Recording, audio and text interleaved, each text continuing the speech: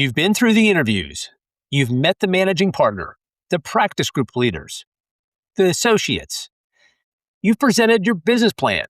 The offer is on the table. And now there's one more conversation you need to have before you say yes. The conversation with the practice group leader, not a recruiter facilitated conversation, not a managed interview, a direct, substantive conversation where you ask the questions that will determine whether this move is actually going to work. I'm Andrew Wilcox, legal recruiter since 2003.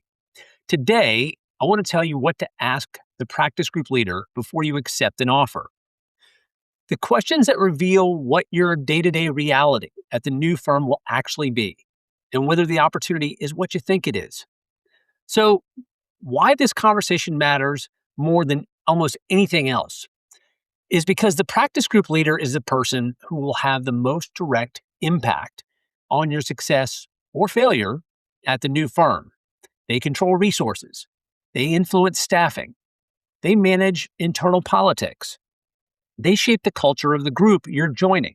And critically, they're the person who, in most firms, will have significant input into your compensation decisions. If you and the practice group leader have a strong working relationship, a lot of things that might otherwise be difficult become easier. If that relationship is poor, or if there is misalignment on expectations, your time at the firm will be harder than it needs to be. This is a relationship you need to get right. And the way to start getting it right is to use this pre-acceptance conversation to establish clear mutual expectations. So the first set of questions about you and your role. Start with questions that clarify what success looks like for you, specifically in the eyes of the person who will be evaluating your performance. What would you want to see from me in the first year to feel confident this is working? This forces the practice group leader to be specific about expectations. Some will focus on revenue. Some will focus on client development. Some will focus on integration into the group and relationships with other partners.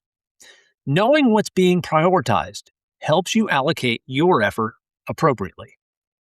Are there any concerns about my candidacy or my fit with the group that I should be aware of? It's a bold question, but it's worth asking. If there are reservations about your practice mix, about potential client conflicts, about how you'll integrate with existing partners, it's better to know now and address them directly than to discover them 6 months in. How do you see my practice fitting with the existing group? Are there any particular partners or client relationships you think I should focus on building connections with? This question shows that you're thinking about integration proactively, and it gives you intelligence about internal dynamics that will matter once you arrive. The second set of questions is about resources and support. These questions establish what you can expect from the firm in terms of the infrastructure you'll need to be successful. What does the staffing model look like? And will I have dedicated associates? Or is staffing handled more dynamically? This tells you how much control you'll have over your team, which affects everything from client service quality to your own quality of life. What's the process for accessing firm resources for business development, marketing support, event sponsorships, thought leadership initiatives? You need to know whether the firm's business development support is real or if it's just a talking point. And you need to know how to access it. Is it bureaucratic where you're going to have to ask 10 people to get a check to be able to do a seminar in marketing? Asking if I need to bring in expertise from another practice group for a client matter. What does that process look like? This is the cross-selling question at a granular level. You're asking whether collaboration is genuinely supported or whether it's more complicated than the recruiting pitch made it sound. This third set of questions, though, is about the group's trajectory and stability. These questions assess whether the group you're joining is on solid ground or whether there are issues you should know about. How has the group performed over the last few years? Has it been growing? Is it stable? Is it contracting? You need to know the trend. Growth suggests momentum and investment. Contraction suggests either market challenges or internal problems. And then asking, have there been significant departures or arrivals in the group recently? And can you give me some context on what drove those changes? Partner movement is a leading indicator of group health. If people are leaving, you need to know why. If the firm has been recruiting aggressively, you need to know what the strategy is and whether it's working. What does a firm's investment in this practice group look like going forward? Are there plans to grow, to add capabilities, to enter new markets?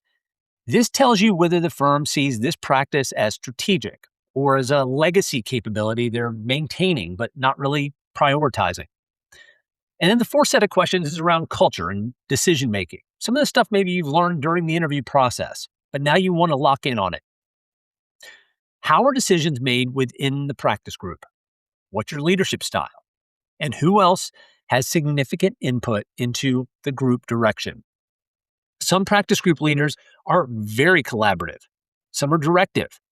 Neither one is wrong, but you need to know which one you're walking into. How does a group handle internal conflict or disagreement?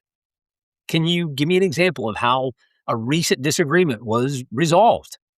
This tells you whether the group has a functional conflict resolution process or whether issues tend to fester. What's the best way for me to communicate with you once I'm here? Should we plan regular check-ins or is it more ad hoc? This is practical and it signals that you value communication. It also sets up an expectation that you'll have ongoing access, which is really important. Now, let's get to compensation. You need to understand your compensation will be determined, and this is the right time to ask about it directly. Can you walk me through how my compensation will be evaluated in the first few years? What factors matter most?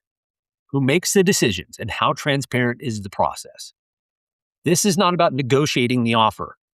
You'll really do that separately. This is about understanding the ongoing compensation structure so you know how to position yourself for success. If the answer is vague or evasive, that's important information. Compensation transparency, or really the lack of it, tells you a lot about whether the firm operates on clear principles or on favoritism and politics. When you walk away from this conversation, ask yourself, did I get straight answers? Did the practice group leader engage with these questions seriously and substantively? Or did they deflect and give me the recruiting pitch? If the answers were direct, specific, and honest, even when the honesty was a little uncomfortable, that's a leader you can work with. If the answers were evasive or overly polished or defensive, that's a warning sign. Trust your read of the conversation. It's telling you something important about what your experience will be. I'm Andrew Wilcox. This has been the Lateral Lawyer Brief. If you'd like to have a confidential discussion with me about your career goals or your practice moving forward, please email me at andrew@wilcox-legal.com. As always, very grateful, Andrew Wilcox.